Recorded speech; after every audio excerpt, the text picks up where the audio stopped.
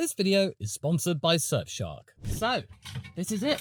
This race could tell us a lot going forward. Well, I mean, I hope so, since I paid good money to actually go there in person. But seriously, there are quite a few things to discuss with this one, such as the latest rumours surrounding Cadillac and their driver selection. Despite it being relatively light on the ground in terms of news in relation to other things regarding its progress, we did get a very major hint, perhaps, from one Valtteri Bottas in a rather teasing fashion. Now, as we all know, Valtteri Bottas believes that his time in Formula 1 is not yet over, and I would be inclined to agree with him, since the last couple of years with Sauber, Alfa Romeo, Audi weren't exactly prosperous. I mean, that first year in 2022 looked absolutely gangbusters. It looked like he was taking names, just the development completely fell off a cliff.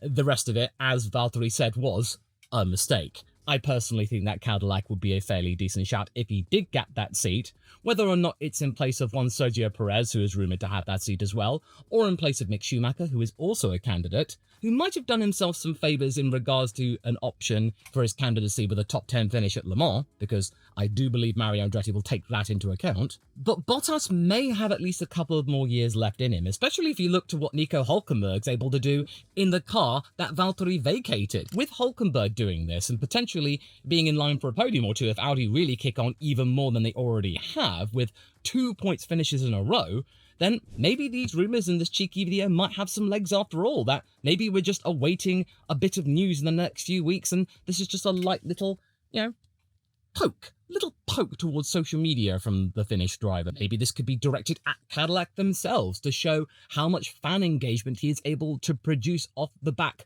of a funny little video. The memes, which Valtteri is more than happy to take part in over on the Mercedes main account. So maybe this might just be part of his resume toward the likes of Mario Andretti, who is the lead talent scout. That's his main job within the Cadillac organisation after the reshuffle from Andretti. So just take a look at the numbers. If the numbers look good, then this might work with him. Although I would like a little bit more news regarding the team itself, because after Andretti changed to Cadillac, we've had absolutely nothing else.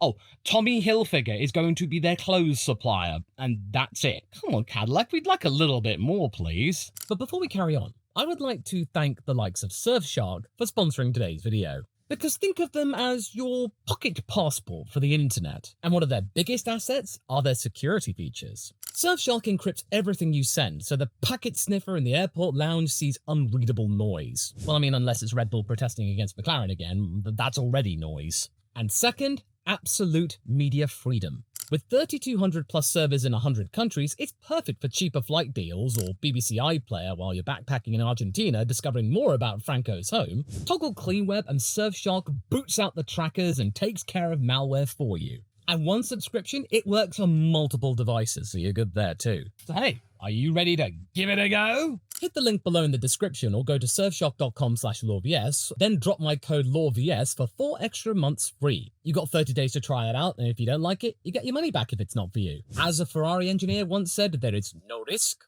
no risk. So take control of your internet connection today. And now, back to the video. In other news, we're getting another dose of youngsters for the Austrian Grand Prix. Although the reality is looking likely that next year's intake will be a lot smaller than this year. Maybe even just one driver. But that hasn't stopped 3 of the big 4 teams announcing tests or stints related to their prospects, with Arvid Lindblad just completing more mileage in AlphaTauri machinery. There's Dino Beganovic getting his second FP1 session for Ferrari, once again replacing Charles Leclerc in that session. And then McLaren's offering a seat to somebody who isn't Pato or Ward. Although, admittedly, I do like seeing Ward in that car, and this probably will be the last year we will see him in FP1 sessions. But McLaren are offering this prospect to one Alex Dunne. The first time a fully certified Irish driver has been in a cockpit of an F1 car in 43 years. Yes, you might be quibbling about Eddie Irvine, but at the time, he was racing under a British licence. And he would be partaking in FP1 in Lando Norris's car. Now, I can immediately sense that amongst some of the more casual viewers of Formula 1, after the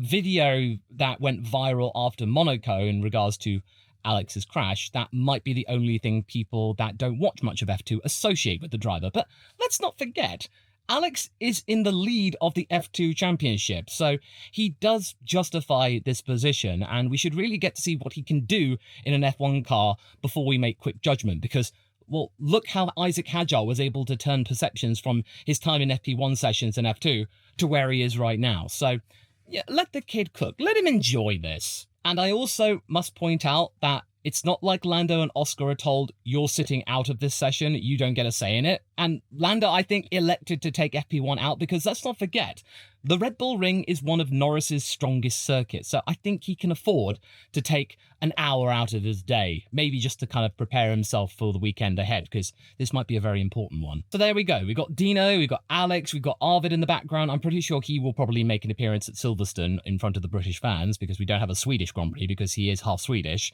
And all of this is just making me think about why McLaren just choose to use Pato and not use other people within the McLaren Junior program. Because putting Alex Dunne in a McLaren F1 car makes me wonder why Gabriel Bortoleto didn't get an opportunity last year in the MCL 38, because he was the top banana in the McLaren Junior program last year, going on to win the F2 championship at the end of the year, but he didn't get a turn of the wheel in the MCL 38 at all. No FP1 sessions. What was up with that? And this being the Red Bull Ring, it would only be natural for me to cover news in regards to the team of the same name. And indeed, two of their drivers are back in the spotlight. Tsunoda and Lawson are under the microscope yet again around here, and the prognosis is not looking that great for either of them. Helmut Marko has once again waded in with his opinions regarding the Japanese driver, and yeah, okay, I will admit that they are not overly terrible, they are not entirely pessimistic, but the bottom line is, Yuki is not delivering what was expected of him when he got the role at the Japanese Grand Prix. Now, granted, Marko is not lamenting Tsunoda just yet, but he does admit that the Japanese driver has not kicked on like expectations and his own words had suggested right before the third round of the championship, when Liam Lawson got sent back to the sister team for further time in the more agreeable oven. In fact, if you look at the comments from the advisor, his words toward Yuki do sound initially quite friendly. Yet, when you look a little closer, they read like an overall public performance review. Because Marko, when you look at it, is praising Yuki Tsunoda for being within a tenth or two of Max Verstappen in FP1, and also commenting that that is somewhat of a rarity, something that Helmut and the like have not seen in many years, and that is a good sign in terms of initial exposure to a track in that car. That might have been yet another indirect dig towards Sergio Perez. So, yeah, Marko reverting to type. He has not changed one bit. But what Marko's also saying is that, yeah, Yuki might have the lap time on Friday, but that alone is not enough to buy somebody job security at Red Bull. So what I think Yuki needs to do now is take what he can do on Friday and being close to Max, do the job on Saturday, make his job on Sunday a little bit easier, and score consistent points, ideally in the top 5, where Red Bull should arguably be, both of them. Or I think the team will be looking to Isack Hadjar more and more and more over the coming weeks, and you get the sense that Hadjar is not quite sure how to take all of this. Sometimes he's actually quite happy and he's looking forward to the perspective challenge, and then in other times when you ask him, he's absolutely terrified. I don't think he knows what to think about all of this, but in my honest opinion, he really needs to have next year to marinate further at Racing Bulls to be the absolute peak of his potential in 2027. But I do think based off his initial performance alone, what he's been able to do at Racing Bulls and blowing away everyone's expectations, I think the length of Isack Hadjar's career in Formula 1 will be pretty decently sized, at least a good few years. At least. But hey, at least Marko's seeing some sense of hope towards Tsunoda, that there is potential for him to crack one lap pace sometime soon, according to his comments, but he is not doing that just yet, and he's now got the same machinery as Max Verstappen. So I think it will be very much on Yuki to do at least a job of getting into the top 10 at their home circuit. If he can't do that, I think it's not going to look good. I want him to have at least one more year in the seat for 2026 for the sake of consistency. You know, the stability and continuity that Christian Horner keeps talking on about. Changing the driver yet again, going into a brand new regulation cycle. It's not exactly conducive to be able to have good reads and telemetry, so that means both drivers can then be on song. But hey, I don't work for Red Bull. Ultimately, Yuki's just got to do the job on Sunday and help Red Bull get third place in the Constructors at minimum. And when you look to the Austrian race itself and Yuki's record, his prior form, it doesn't bode for positive reading. Just 1 points finish back in his rookie year from the Styrian GP, back when we raced around this track twice. So for 2025, and the grid at large, what can we expect? Well, it's going to be unusually hot around the mountain area, almost getting up to 30 degrees.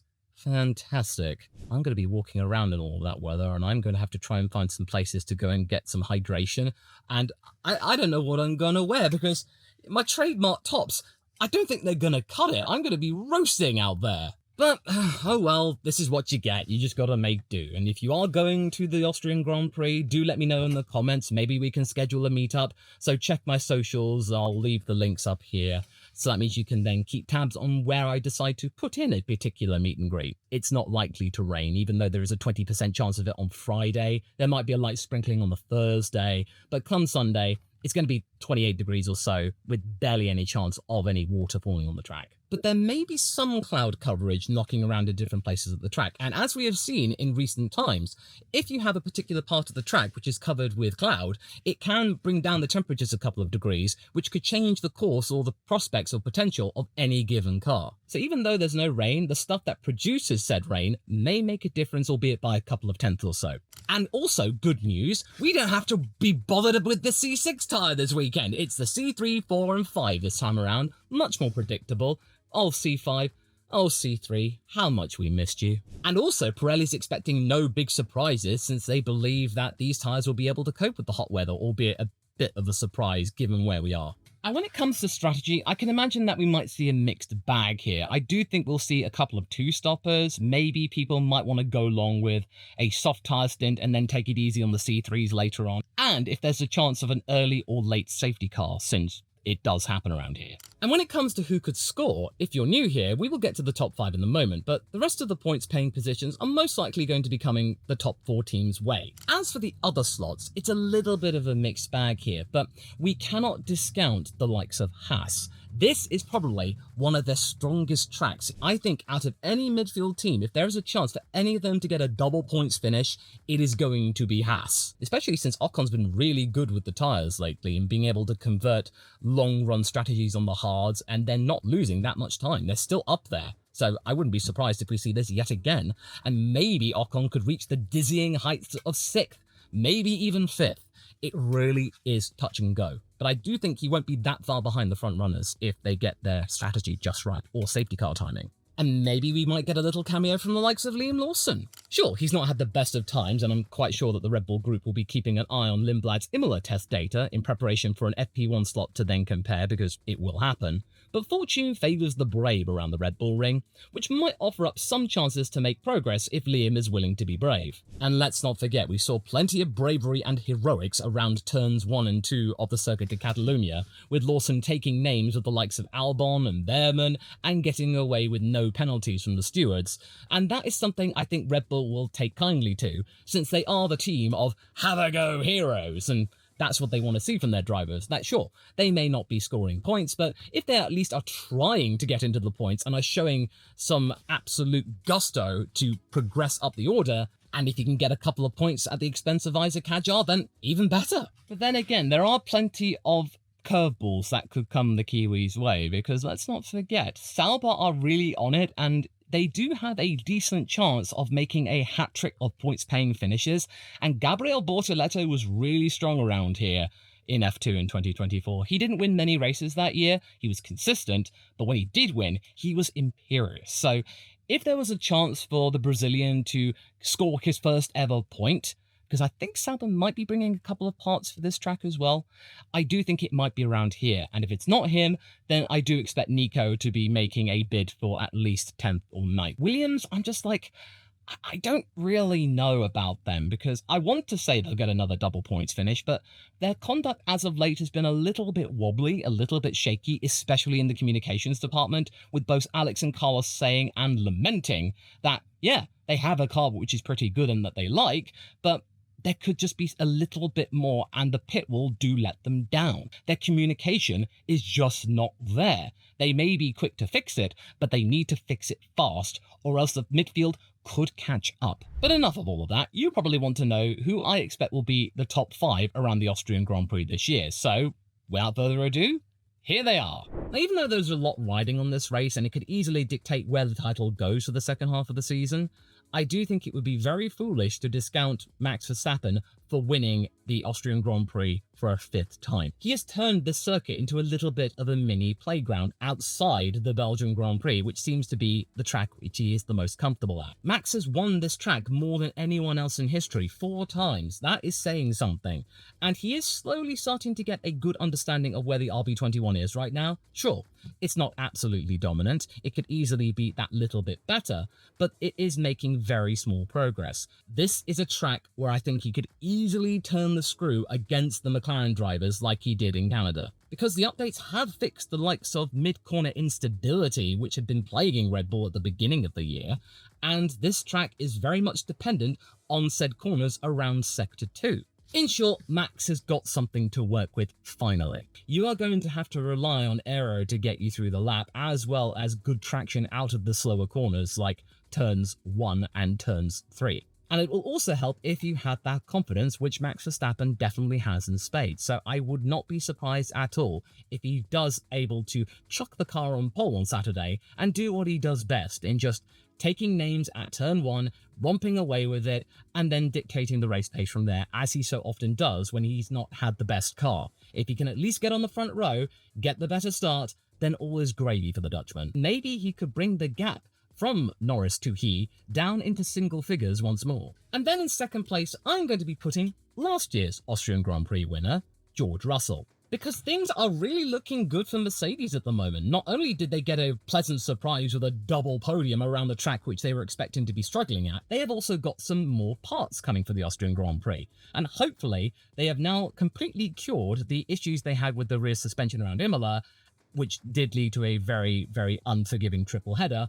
But now they might be on course to be securing and maybe locking in the definite second place in the Constructors. And not to mention, George arrives from winning the previous race, so he's absolutely on cloud 9. He beat Verstappen, he beat Piastri, he beat Norris, all of them ahead of him in the championship, which means that he is still in contention, albeit still the dark horse. So spirits for Russell are absolutely peak. And Mercedes were able to act their imperious selves with Red Bull like in the good old days. I know that many people will be pointing out that, oh, George only got the win out of what happened with Verstappen and Norris, but as many people say also, you gotta be in it to win it, and points mean prizes, and George was right there to collect the prize. And hey, he would have been on the podium anyway. I do think Mercedes are onto something here, finally, right before the regulation cycle ends and another one begins, but hey, at least they're likely to have closure. So I would expect the W16 to be even more planted around here than the W15 was. And I doubt that Mercedes will be relying on the soft tyre for this particular race. I'm expecting that George might try and do some kind of cheeky punt and go with a C4 start on the medium and then going along on the hards, treating them kindly, maybe hoping for a safety car when it is time to switch from mediums to hards.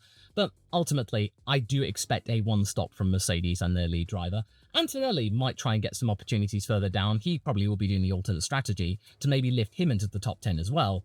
But the fact remains is that George is looking very, very potent here. He is looking like a good team leader. And even though he doesn't have a contract to his name, I do think he has done enough to warrant an extension in the coming weeks. Because yet that confidence spike is only going to make him even more emboldened to try something daring, especially if he gets it on the front row and if he's able to do the business and get even faster off the line than Verstappen can, and just deny him being able to run away with it.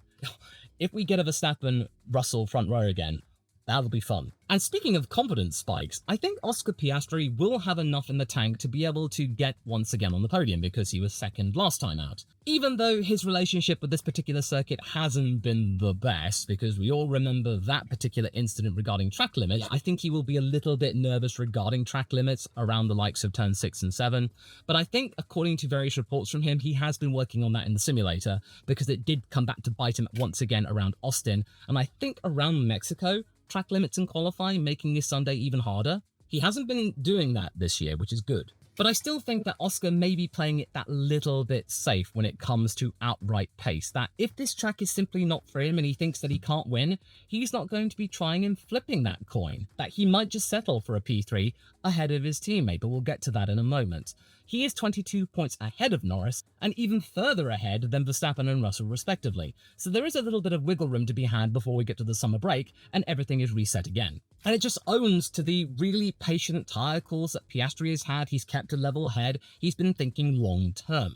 But I think what might help him get at least a little bit close to Russell and Verstappen ahead of him, and maybe once again capitalise if they do come together in terms of tangling or blows or incidents, is because that the MCL39 relies on not overcooking the tyres, which may be really important around here, especially out of traction areas. So this might be an opportunity for McLaren to score a decent chunk of points. They might not be outright dominant around here, but they are still going to be figuring for at least a snifter of a podium. It really depends on what they can do in qualifying and in terms of confidence for both drivers. Or if they decide that, hey, they are basically those two fighting for the title, so what's the point of going all out right now when the competition has gotten that little bit closer before McLaren brings yet another upgrade in the next few races, because they probably will not be stopping development because Mercedes, Red Bull and Ferrari are coming with their own parts. But I do think that if Piastri is able to get within a tenth of Verstappen or something around his home track, then they might try something frisky with an aggressive two-stopper, so maybe a soft medium or something. So do keep an eye on the tyre allocation that McLaren offer Piastri and how many tyres he's got left after Friday, especially if Verstappen decides to go that little bit easier tyre-wise just to preserve his pool. And then, again, going back to confidence, we have Lando Norris in P4, because I think he's still very much smarting to himself a self-inflicted crash, which has sent him back even further behind Piastri. 22 points may not sound much, but it's getting that little bit closer to having a full race win in your pocket, as Martin Brundle says, which is a symbolic milestone, especially since Lando's qualifying form, which has carried him through various seasons, is starting to elude him. Piastri being able to match him, and Piastri leading the qualifying charge as of now. So the ace in the hole that Lando could rely on is escaping him. Fortunately for Lando, the team environment as of this moment is looking pretty calm. Their desire to not have any controversy or drama whatsoever, to not become the thing they hate in the form of Red Bull in terms of drama regarding their drivers and their entire team culture, has been able to give Lando a little bit of a reset button. That the team aren't mad at him, they're still providing him full support, things are looking okay, at least on the surface, which might provide Lando a platform around a track which he enjoys a lot. Let's not forget, he got his maiden podium here, he was in contention for the win last year, behind Verstappen, which looked pretty spicy before they tangled at turn 3, but either way, this is a track where he could find this as a bit of a springboard into the second half of the season. It's a very good track for Lando, so it all depends on whether he has been able to get over what happened in Canada and not let that 22-point gap really get the better of him. And there was a boost to be had with the upgrade that he did get. That new front suspension configuration was something that provided Lando a little bit more feeling at the front, something he had been craving because things were simply not clicking. But I think there will also be an element of conservatism, that he might be playing it safe and thinking long-term championship prospects. So it might be best just to take it that little bit easier around a track that he particularly likes, which is why he is not partaking in FP1. He might go for the more conventional strategy in terms of just do the C4s, then the C3s, and then if you get a safety car, come in for a cheeky set of softs. But again, his mindset will really dictate what happens going forward. He has to respond to Piastri, Verstappen and Russell, because if he does end up being fourth, as I am predicting, Verstappen and Russell will be right behind him, and Piastri will be that little bit further ahead of him. Only by a couple of points or so, but it will be something as we then get to that symbolic halfway point at the British Grand Prix next weekend. Lando needs to think about the long game and have no more of those impulsive mistakes, those misjudgments, or else he will definitely lose the McLaren room. And as you remember earlier in the video, I was really torn about who would be in P5. Even though my heart wants to say Esteban Ocon, the fact remains is that Ferrari are bringing a brand new floor to the Austrian Grand Prix, which might just squeak Charles Leclerc into P5, but only just. I am expecting Ocon to be a good candidate for P6. And yeah, Ferrari's going through a lot in many respects. There are far too many to cover in this particular video. I have talked about it in various videos over the past couple of weeks, but suffice to say is that they need a bone thrown their direction, honestly. And yet, throughout all of this, even though Leclerc did drop the ball in Canada's FP1 session and missed out the entirety of Friday, he has been slowly collecting points and he has finally crossed the 100-point barrier, although quite a bit of a distance behind Russell and Verstappen, but he is still kind of there in the distance. Maybe if McLaren fall off and Ferrari really kick on, he might be back in the hunt for at least figuring until the last couple of races or so. So Leclerc needs to give Ferrari some hope that there might be something this year instead of going for what his teammate wants to do and think next year, give up on this year and regroup. There are opposing forces going on right now, but in terms of the brass tacks right now, Charles definitely has the advantage. And it might help especially that, yeah, the temperatures around the Austrian track are going to be hotter than expected on average, but they are just below that 30-degree threshold, which might mean Ferrari might not bake their tyres. They might be fairly good in qualifying, especially if the floor gives them that little bit extra suck. And also, Charles has won here before in a battle against Verstappen. 2022 is a very good year for the Monegasque, but it all depends on things being kept clean right from the start, because Vassar pointed out at Canada, Ferrari is not good at adapting to crises. Fred commenting that Ferrari simply cannot cope with a setback on Friday, and that if they have a bad Friday, then that's their lot for the rest of the weekend, whereas other teams are able to overcome said mishaps and then go on to have a fairly good Sunday.